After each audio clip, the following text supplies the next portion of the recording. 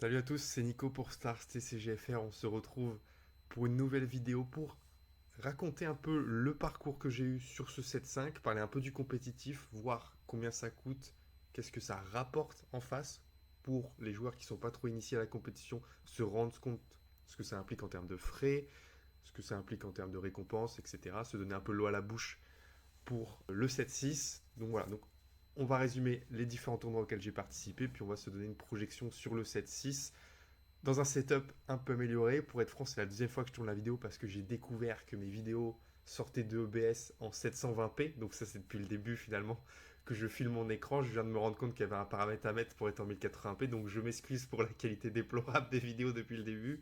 Je suis stupide, voilà. Donc la qualité en termes de pixels s'améliore de 30%. Donc c'est pas mal. J'ai acheté un nouveau micro ici, donc conseillé par Filmovie. J'ai déjà un peu testé et c'est vrai que c'est assez agréable à l'oreille. En tout cas, c'est moins pire que mon casque tout pourri qui faisait des crac-crac. Donc ça, c'est cool. Et j'ai acheté une petite webcam là qui était à 20 balles avec le micro. Donc probablement une meilleure qualité. J'ai l'impression que les couleurs sont plus sympas. Il y a cet effet un peu arrondi. Ça, c'est marrant. Mais du coup, on voit tout mon setup derrière. Mes étagères, en tout cas, dédiées à Star Wars. Donc voilà, on est parti pour cette vidéo avec le résumé des tournois auxquels j'ai pu participer. Donc j'ai participé à 9 tournois, donc le Regional Qualifier de Bilbao qui était en deux morceaux, donc la partie construit et la partie limitée. J'ai participé qu'à un seul Planetary Qualifier et la raison est simple, c'est que à l'issue des Worlds en juillet, donc à peu près 2 semaines après le début du set, ils ont annoncé que les Worlds allaient de nouveau être à Vegas. Donc déjà ça m'a saoulé parce que je suis en Europe et ça me saoule d'aller mettre 2000 € pour aller à Vegas. Et puis il allait falloir farmer les PQ pour se qualifier aux Worlds, puisque un PQ, si tu le gagnes, d'accord, t'as ta qualif, mais après, bah, si t'es huitième, enfin, tu gagnes 15 points en étant huitième, et donc il faut éventuellement faire plusieurs PQ, parce qu'on sait qu'on a une scène française qui est assez saturée, notamment, bah, on a vu hein, sur ce 7-5, Digifay, il a dû gagner 4 PQ, ça veut dire qu'il a pris 4 qualifs à lui tout seul, donc certes, il gagne des points pour avoir le voyage et l'hôtel payé, mais du coup, c'est 3 autres joueurs qui n'ont pas eu de qualif, en tout cas en France, donc ça réduit fortement bah, les possibilités pour les joueurs français de se qualifier s'ils ne sont pas à même de farmer les PQ. Donc j'en ai fait qu'un, notamment j'avais l'occasion de faire celui de Tours, puisque j'étais juste en vacances mais littéralement à côté, et bah, en boudant un peu, je ne suis pas allé faire Tours, mais bon, Pontivy c'est à côté de chez moi, donc je suis allé le faire. Notamment parce que j'allais avec les copains aussi, c'est aussi ça l'expérience qui est intéressante. J'ai participé à un win a box, j'ai participé à 2 ligues de rage TCG, donc j'essaie de toutes les faire, hein. C'est sympa ce qu'il fait, il a mis en place une petite ligue. Alors ça dure 2 3 semaines. L'orga est un peu compliqué. Enfin, je pense que ça lui prend du temps et il n'a pas le temps de tout gérer. Il met des petites récompenses, notamment bah, avec Philibert, et puis il va faire un espèce de Masters à la fin d'année. Donc bah, c'est aussi l'occasion de faire de la compète en ligne, donc c'est pratique. Et puis j'ai fait 4 showdowns aussi, donc bah, c'est les showdowns locaux hein, vers chez moi auxquels j'ai pu participer. Donc on va attaquer avec le premier tournoi.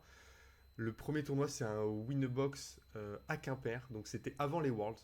Donc avant les Worlds, le call assez évident, c'était de se dire que Anne. Donc déjà, j'étais parti sur le principe que sur 7-5, je jouais un peu plus méta. Donc j'allais arrêter de forcer avec Vador à chaque tournoi.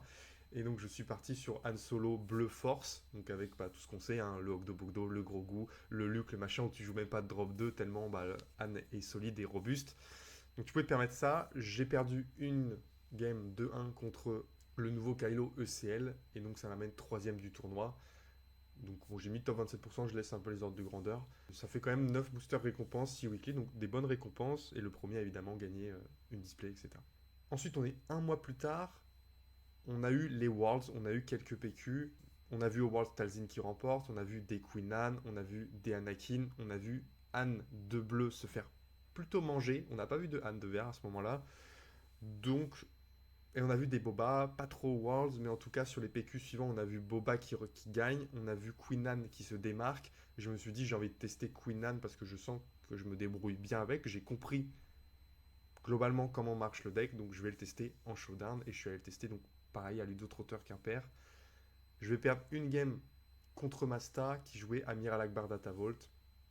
Ça me paraît ingagnable, même avec le recul. Je vois pas trop comment tu t'en sors avec tes 25 HP contre un mec qui est capable de race quasi légèrement moins vite, mais les 8 PV d'écart, laisse tomber, c'est catastrophique.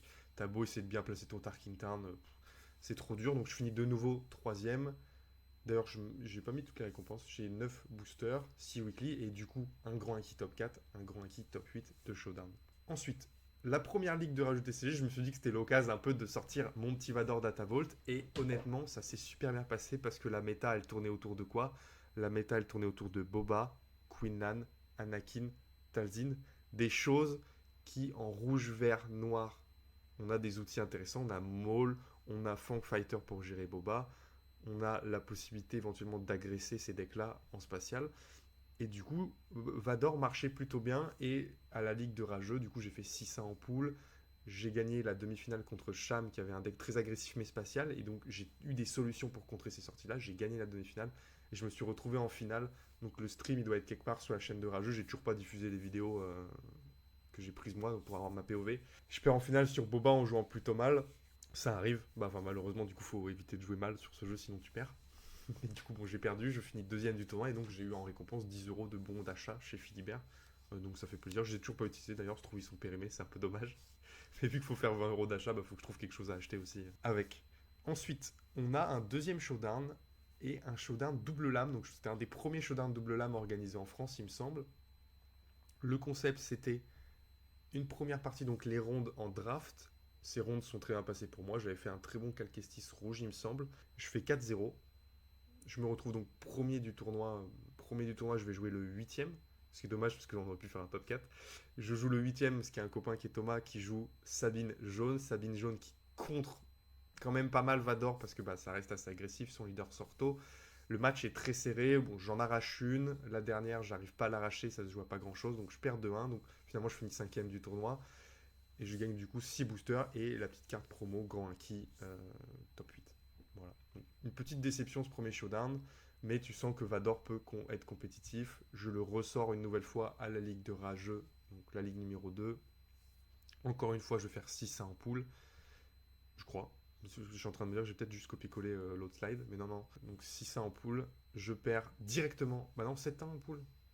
Ouais, j'ai dû copier-coller. Je pense que je fais 6 défaites, 6 victoires, 2 défaites peut-être sur ce tournoi. Et je vais perdre ma première game de top 8, je sais même plus contre qui.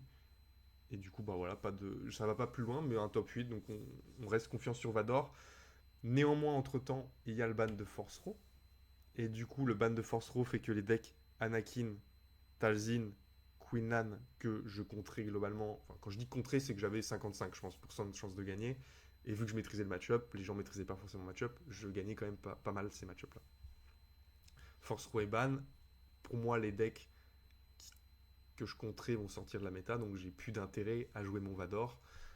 Donc fin de Vador, j'avais toujours An 2 Datavolt dans ma backlog, on va dire, de decks jouables et que je sais jouer, que j'arrive à jouer en tout cas. C'est pas très dur, mais il faut faire quand même les bons choix. Je vois que Stephen Wolf au showdown de French Palpat, là, au Santa Geek Café, remporte un showdown sans joueurs, quelque chose comme ça. Et du coup, je me dis, bah oui, très bien, le deck marche toujours. Il n'y avait pas encore le ban de Force Pro qui gagnait déjà. Donc si vous voulez, moi j'ai pris la liste, j'ai regardé un peu ce qu'il fallait modifier par rapport à Force Row. Il y a des choses qui m'étonnaient aussi dans sa liste et que j'ai rajouté. Finalement, me suis adapté et adopté sa liste pour qu'elle me soute, qu'elle me convienne. Et donc on a pu tester cette liste au showdown du Temple du Jeu à Brest, où je sors des rounds avec une défaite contre Dim qui jouait An 1 double jaune, et je voyais pas trop comment je pouvais passer. Coup de bol entre guillemets, excuse-moi Dim, il perd en demi-finale contre une Kira de Mazori. Kira ECL, je crois, qui est effectivement un bon match-up pour Kira, du coup, contre Anne de Jaune. Moi, au final, je m'en suis bien sorti, notamment mes 33 PV qui me permettent, quand lui reprend un peu le board, de quand même poser des choses. Il est obligé de les gérer, s'il ne les gère pas, il a perdu. Donc je gagne ce showdown, on prend de l'XP, on prend de la confiance, on gagne un display, donc vraiment des belles récompenses pour un tournoi de 12 joueurs, clairement. Le set de promo grand acquis et 12 weekly boosters. Donc beaucoup de récompenses, mine de 1 pour un PAF probablement qui était à 10-15 euros. Le lendemain, il y avait le PQ de Pontivy, cette fois avec beaucoup plus de joueurs évidemment que le Showdown. Il y avait 50 joueurs, il y avait les meilleurs joueurs de Rennes, les meilleurs joueurs de Nantes qui sont venus. Il y avait même Dylan de Guérande, son frère et son équipe de Guérande. Je ne crois pas qu'il y avait Cyril qui soit venu, non je pense pas. Et ce tournoi se passe très bien pour moi puisque j'ai une seule défaite, c'est contre Kawa au deuxième match. J'arrive finalement à faire 4-1. On se retrouve contre Dim en 6ème round. On se met d'accord pour faire draw parce que on est sûr que lui passe en top 8. Moi, il y a 95% de chance de passer en top 8. Je me retrouve après à jouer des bons match-ups puisque cette fois, avec ce deck, le Akbar de Masta, Akbar Datavolt, est facile à gérer avec Grogu. Je me retrouve contre la Sabine de Dylan via le frère de Dylan. Ça se passe bien, je gagne 2-0, je crois. C'est close, mais je la gagne. Je vais la chercher en tout cas. Et puis en finale contre Dim, j'ai la sortie parfaite. Les cartes, tout est aligné, les cartes vont dans le bon ordre. Ce qui va faire, j'ai la bonne réponse, donc je vais gagner ce PQ. Et comme je vous ai dit, donc qui dit gagne un PQ gagne une qualif pour Vegas. Je suis embêté puisque je comptais boycotter cet événement et boycotter un peu les PQ, notamment parce que ça servait globalement qu'à se qualifier pour Vegas, puisque les récompenses sont pas très intéressantes, sauf quand tu gagnes. En l'occurrence, donc je gagne le tournoi, je me retrouve donc qualifié pour Vegas. Maintenant, je me pose pas trop la question, c'est une certitude qu'il faut que j'y aille, puisque les récompenses, on a vu, au World de cette année étaient très intéressantes. Donc c'est dommage de ne pas participer. L'année dernière, j'ai hésité un peu à y participer, clairement. Là, avec la qualif, tu hésites beaucoup moins, puisque tu as accès au main event, sachant que les personnes pas qualifiées n'auront jamais accès au main event. Donc c'est quelque chose d'assez exclusif. En récompense, on a 3 displays, le set de promo d'Ars Malak, le tapis champion, le petit token du PQ, des weekly à foison, et donc ces fameux 100 points qui donnent la qualif pour les Worlds. On enchaîne 2 semaines plus tard avec le Regional Qualifier de Bilbao. J'ai fait la vidéo dessus, je vais pas recommenter dessus. J'ai un bon B1 jaune, en tout cas je trouve que c'est un bon deck que j'avais. Malheureusement, j'ai pas trop de bol. Il y a potentiellement des games que je joue pas très bien. Je dois drop à la fin parce que je dois aller gérer le serrurier au Airbnb. Donc finalement 267, il fallait faire 256 pour avoir des Black Boosters. Je ne les ai pas, donc voilà, pas de récompense sur ce tournoi. Vraiment le gros flop de cette saison, en tout cas pour moi. Mais bon, c'est normal, il en faut. On peut pas avoir les cartes de son côté, tous les tournois. En plus, si tu joues moins bien, ça fait vraiment la diff. Pareil, donc le construit, je suis revenu avec Han Solo Data Vault. Le tournoi commence mal, je perds la première et c'est dommage parce que j'avais un bon match-up, mais le deck m'a chié dessus, clairement. J'ai vraiment pas eu de chance. Et puis après, les games où je suis censé gagner, je les joue mal. J'arrive à arracher le top 256 en faisant 245e, en allant chercher des victoires à la fin, etc. Et donc j'ai 3 Black Boosters en plus, donc ça c'est cool parce que je sais pas si vous avez vu ma vidéo pour les Black Boosters, mais en tout cas, ces récompenses sont quand même assez intéressantes et les cartes des Black Boosters sont vraiment belles, quoi. Donc vraiment hâte de les recevoir. Ensuite, il y a eu un petit showdown à Brest. On n'était que 4 à croque-jeu. Donc malheureusement, les gens de Brest n'étaient pas dispo. En tout cas, ont annulé quasi au dernier moment. Je suis resté avec Anne de Datavolt, je n'ai pas préparé du tout. Si j'avais tech un peu contre Dim au cas où il venait avec Throne, j'avais un peu tech. Bon, il n'est pas venu, donc il n'y a pas eu besoin de sortir un peu le side deck. Le side. 6 boosters, 6 weekly, le set de promo grand inquis. Voilà pour ce showdown. Et du coup, je propose, on a le résumé un peu de la saison en termes de frais, en termes de récompenses, juste pour se dire qu'est-ce que ça coûte une saison comme ça, sachant que j'ai pas fait beaucoup de PQ et pour moi, c'est les PQ qui viennent détruire la rentabilité d'une saison Star Wars en tout cas. Et voilà. Donc Bilbao, 550 euros, j'ai fait la vidéo dessus pour expliquer pourquoi, mais bon, voilà, on va en Espagne, il y a le logement, il y a le transport, il y a la bouffe, il y a le parking, il y a beaucoup de frais. Le PQ de Pontivy, c'était raisonnablement cher. J'ai pris à ma charge la route, puisque on est rentré à je sais pas quelle heure à cause de notre perf, entre guillemets, avec Dim. Donc j'ai estimé que les 3 personnes qui ont attendu, ils n'allaient pas payer l'essence. Voilà, bon, c'est juste comme ça. 5 tournois, donc j'ai dit le Winnerbox, les 4 showdowns, c'était du local, donc pas forcément de frais de transport, des PAF entre 10 et 15 euros. J'ai mis 100 euros pour arrondir. À titre de comparaison, au 7-4, oh j'ai écrit 7-5, je m'en étais même pas rendu compte dans la première vidéo. 1500 euros au 7-4, il y avait Lille qui avait coûté cher, notamment déplacement, logement, il y avait des bundles, j'avais dû acheter plein de bundles parce que c'était assez intéressant les bundles pour avoir des pins, des playmats, etc. Donc j'avais lâché trop d'oseille en tout cas. Également, on avait donc le secteur qualifier de Milan qui faisait à peu près 400 euros et 3 PQ, donc Angers, Tours et Brest. Bon, Brest, pas de frais, mais en tout cas Angers et Tours qui impliquent logement, déplacement de l'ordre de 100-150 euros. Donc voilà, donc pour ça que la note a vraiment explosé, en tout cas au 7-4. Se dire qu'on est à 715 sur 4 mois de compète, ça fait à peu près 150-200 euros par mois de frais de compète. Maintenant, ce qu'il faut regarder en face, c'est les récompenses. Donc il y a des récompenses qui ont une valeur sur carte maquette. Le problème, c'est qu'il faut les vendre pour se dire que j'ai vraiment reçu cette récompense en argent, sachant que le fisc regarde cette vidéo très probablement, donc me surveille. Donc pour moi, j'ai rien vendu et je vais plutôt garder ça pour des trades, pour compléter la collecte. Ouais, c'est ça, pour compléter la collecte, préparer les prochains sets aussi. Donc il y a 13 Black Boosters en récompense, donc ça c'est vraiment lié au Regional Qualifier. On ne connaît pas encore leur valeur, j'estime que ça va valoir entre 50 et 90 euros. Donc si vous avez regardé ma vidéo sur les Black Boosters, j'explique pourquoi. Je vais avoir deux sets des promos du régional qui étaient celles du Prize Wall, donc pas les plus belles arts qui sont liées au Black Booster, mais les arts qui étaient exclusifs à l'event, mais uniquement disponibles au Prize Wall. On ne sait pas encore combien ça va valoir non plus. Deux Playmat Vader Pilot, 30 euros unité. Deux promos Vader Pilot, 35 euros unité.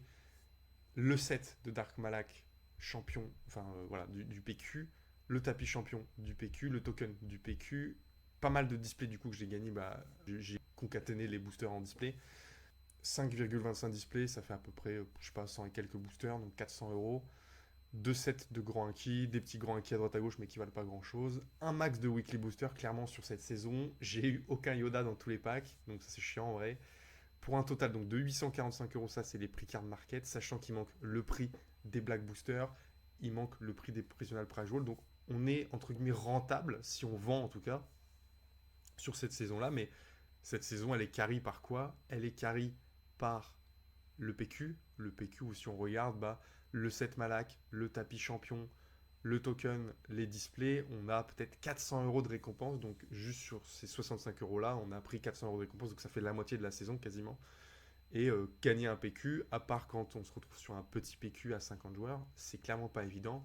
Quand tu dis qu'à côté, il y a un DFA qui prend 4 PQ à lui tout seul, un Yukunu qui prenait beaucoup de PQ à l'époque, qui en a pas pris, je crois, sur cette saison, des Madi qui prennent des grosses places dans les tops, voilà, Pontivy n'était pas là, c'était clairement le PQ qu'il fallait gagner, et c'est ce qu'on s'était dit avec les copains, en tout cas de la région. Donc voilà un peu. J'ai parlé quand même aussi des récompenses d'un Bilbao qui sont quand même. Voilà, on se rend pas compte encore du prix. Je pense que c'est des événements qui vont être rentables parce que les Américains vont vouloir acheter, les gens qui n'ont pas pu participer vont vouloir acheter. Mine de rien, c'est un événement qui a rassemblé que 650 joueurs dans toute l'Europe. J'espère, je tends à dire qu'il y a peut-être 4000 à 5000 joueurs actifs sur le jeu. Quand je regarde à Brest, on est venu à 5 à Bilbao, mais il y a 20-25 joueurs qui s'investissent dans le jeu hebdomadairement, voire allez, mensuellement, 20-25 joueurs. Donc ces joueurs-là, s'ils ont envie de récupérer une carte, deux cartes, trois cartes qui sont sympas de ces événements-là, des tapis qui sont sympas de ces événements-là, ils vont évidemment solliciter leurs copains qui sont allés à l'événement pour acheter un peu des produits. Donc voilà, donc c'est aussi l'intérêt de ces gros événements, c'est de récupérer des produits cool à partager avec des copains, etc. pour amortir un peu son voyage. Ensuite, voilà, donc ça c'est vraiment le résumé pour te donner une idée de combien ça coûte, quel résultat obtenir pour obtenir vraiment quelque chose d'intéressant en termes de récompense. Maintenant, on va parler de la méta du 7-6, enfin en tout cas mon pronostic. Donc pour moi, ce qui va ressortir, Sabine ECL slash DataVault, Anne 2 ECL slash DataVault, Cassian Andor, je le mets dans cette enveloppe-là parce qu'il va jouer un kit très similaire. Pour moi, Anne de Verse a été sous-estimé par la communauté, quelque chose qui marche vraiment. Et la preuve, Sip et Béton, ils sont allés faire deuxième et troisième du RQ. Stephen Wolf, dimanche, là, juste hier, je voulais faire cette vidéo hier, mais du coup, c'est bien, ça a étayé mon propos. Stephen Wolf, il a fait finale et il perd contre Sabine ECL avec son Han 2 DV. Il s'était inspiré de la liste de Sip et Béton, quelques cartes qu'il a vues dans le deck, qu'il a mis dans son deck DataVault, parce qu'elles sont intéressantes, notamment Bounty Hunter's Query, Obi-Wan, des choses comme ça. D'ailleurs, il faudrait que je lui demande qu'est-ce qui fait qu'il perd contre Sabine. Parce que moi, autant j'ai perdu contre Sabine en trollant à Bilbao, là je suis curieux de savoir comment il a fait, notamment parce qu'il avait l'option Obi-Wan qui je trouve très intéressante contre Sabine. Donc pour moi, c'est un deck qui va rester parce qu'il y a beaucoup de belles cartes qui sont ajoutées, pour être franc, dans ce 7-6. J'ai déjà travaillé un peu sur une liste et je pense que 20% du deck, je l'ai passé en 7-6. Et du coup, ça permet des belles choses, pas mal de stabilité parce que tu vas tourner plus autour de la pioche que sur Gamble un beau top deck et faire mal. Tu vas tourner beaucoup plus autour de la pioche pour notamment avec la carte qui est un peu l'équivalent de Super Strike, faire peut-être un 14 base avec Po en une action. Donc là, c'est assez ouf. Il y a des decks qu'on a vus, pas assez vus, qui ont perf, qu'on va continuer à voir. C'est les decks bleu-noir avec Talzin et Throne en jaune ou rouge. Et notamment, je pense au Throne jaune que Dim a joué, il l'a joué en force, qui est exceptionnel. Le deck a perdu qu'une game à Bilbao. Malheureusement, il a fait 2 nuls parce que notamment Dim il joue pas forcément très vite. Les mecs en face jouent pas forcément très vite, ne concèdent pas forcément au bon moment. C'est un deck qui aurait dû clairement plus perf que ça. Il a fait top 64 à Bilbao, mais en fait, il doit top. Tous les jours, il doit être jour 2 et il doit amener le deck quelque part en tout cas. Mais vu que c'est le seul représentant, il n'y a pas les effets de volume qui font que le deck est vraiment tiré vers le haut parce que la variance fait que pour un seul deck, il arrive à un endroit, mais voilà, parce qu'il tombe un peu au hasard des match-ups qu'ils rencontrent et des joueurs qu'ils rencontrent. Talzin rouge, ça marche déjà bien. Talzin jaune, c'est quelque chose qui aurait pu être exploré, qui marche bien, puisque c'est une liste similaire à Throne, légèrement plus agressive, donc qui marche mieux contre contrôle et qui tiennent un peu mieux aussi contre les decks aggro. Par contre, contre certains decks mid, ça tient potentiellement un peu moins. Ensuite, j'ai proposé 3 leaders qui vont vraiment bénéficier pour moi de plot, okay, de complot, parce qu'ils vont avoir un deploy qui est fort mais qui arrive tard, qui peut être lent. Donc je pense à Palpatine, quand il se déploie, il va certes voler une unité. Peut-être qu'il va y avoir des plots qui vont permettre de damage une unité juste avant de deploy Palpat. Tu deploy Palpat, tu fais le dégât, du coup tu peux faire l'effet deploy de capture unité, donc tu peux surprendre comme ça. Ça évite, ça réduit le nombre d'actions avant de pouvoir voler. Il y a des choses que tu vas pouvoir faire en plot, commencer à utiliser tes ressources, parce que tu déploies à 8, donc il faut que tu utilises tes ressources. Donc tu déploies à 8, tu vas pouvoir utiliser plein de ressources directes avec plot, et donc faire des actions qui vont te protéger, te soigner, gérer des unités, voler l'unit. Donc tu vas faire beaucoup d'actions qui vont te permettre de reprendre d'un coup la table. Et ça, c'est super intéressant pour Palpatine qui commence à revenir un peu dans la méta. Et je pense que Plot, ça va être un outil qui va permettre vraiment à Palpatine de tourner. Ensuite, Boba. Boba, c'est pareil. Il y a pas mal de cartes en rouge Plot qui vont être très intéressantes. Notamment celle qui fait 3 dégâts à toutes les unités endommagées. Tu vas déployer ton Boba, faire les pings de Boba comme bon te semble et achever les unités ennemies et faire un beau rasboard avec cette carte qui va faire 3 à tout le monde aux unités blessées. Il y a une autre carte Plot qui va être intéressante avec Boba. C'est Syntakaz, je crois. Plot pour 6, attaquer avec une unité. Donc tu vas déployer ton Boba sur ton vaisseau, faire tes 4 dégâts, jouer la carte à 6, qui donne du coup, qui permet au vaisseau sur lequel il y aura Boba d'attaquer. Donc tu vas faire peut-être un 6, 8 bases, avoir ton unité déployée, avoir déployé ton Boba. Donc tu vas faire 3 actions en une. Du coup là, c'est soit l'adversaire gère ton vaisseau tout de suite, soit il peut pas le gérer, mais du coup tu vas te retrouver avec l'init, donc tu vas pouvoir retaper avec. Donc ça, c'est quelque chose qui va renforcer clairement le deck Boba, qui avait un peu faibli, tout le monde était prêt à le jouer. Maintenant, s'il y a cette option d'attaquer direct, bah, au lieu de sortir Boba, il se prend un confiscate ou une connerie comme ça, il est mort, bah, tu vas pouvoir attaquer direct avec, et ça change vraiment toute la physionomie de la game, parce que c'est 8 dégâts base, bah, ils mettent une pression qui est très forte. Ensuite, j'ai proposé Bossk. En fait, quand j'étais en train un peu de regarder la liste des leaders, me dire bah, qu'est-ce qui peut être amélioré par plot, je me suis dit, Bossk, il a perdu un peu en vitalité dans cette méta, hein, notamment bah, voilà, face au Talzin, face au deck mid qui sont assez pénibles pour lui. Bossk, il va bénéficier d'une chose, c'est que il va pouvoir potentiellement reposer des primes, mis des choses low, plusieurs choses low. Il va déployer Bossk. Il va pouvoir faire des effets plot qui vont achever les unités avec des primes et du coup, il va pouvoir directement trigger une double prime. Et ça, c'est trop fort parce que du coup, facilement, l'autre peut s'y attend moins, peut moins tourner autour. Il va pas pouvoir suicider une unité pour pas que la prime soit trigger, etc. quand il voit que Bossk est déployé. Tu vas pouvoir trigger direct Bounty Hunter Score x2, le draw x2 ou la prime x2. Et donc là, le snowball de Bossk, il se déclenche plus vite, plus fort. Donc je pense que c'est quelque chose qui va permettre vraiment à Bossk de revenir en tout cas. Notamment parce que je pense que la carte qui damage qui fait 3 aux unités de damage, elle sort à 4 ou 5. Et du coup, bah, avec Bossk, je vais pouvoir ping, déployer Bossk, achever quelque chose et du coup trigger mes primes. Donc je vais d'ailleurs tester un deck Bossk que je pense. Voilà. Ensuite, j'ai proposé les leaders du 7-6 et je les ai séparés en 2 catégories. La première catégorie, c'est pour moi les leaders qui vont être pérennes après la rotation. Donc je pense à Sabé, qui va avoir cette capacité de gérer le deck adversaire, de gérer sa main et d'avoir un deploy qui est très correct. 3-6 raid 1, c'est les stats des bons leaders, on va dire. Parce que ces 4 dégâts, ils sont mieux que par exemple Anne qui fait que 3. C'est similaire à Bossk, même si quand tu défends, tu n'as pas ton dégât en plus. Donc Sabé, je pense que c'est un bon deck qui va pouvoir tenir après la rotation. Dedra, je pense que ça va être l'option aggro en Villénie qui va être la plus intéressante qu'on va avoir, puisque là, qu'est-ce qu'on a à côté? On a peut-être Kylo, qui est assez fragile avec ses 4 PV. Et mine de rien, il y a beaucoup de conditions, notamment avoir vomi sa main pour être fort.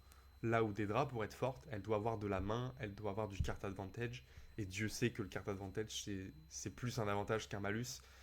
Et l'effet de Dedra, je le trouve juste incroyable d'être capable de dire à l'adversaire écoute, soit tu prends 2 et tu perds ton unit, soit tu me fais piocher une carte. C'est juste cheater, tu pioches pour 1. Et puis des fois, l'adversaire va voir que tu pioches, donc tu vas mettre 2. Et à partir du moment où tu pioches, tu renforces Dedra. Donc c'est juste ouf, finalement, Dedra. Donc je crois beaucoup en ce deck, que ce soit en contrôle ou en aggro. Je trouve le deck extraordinaire.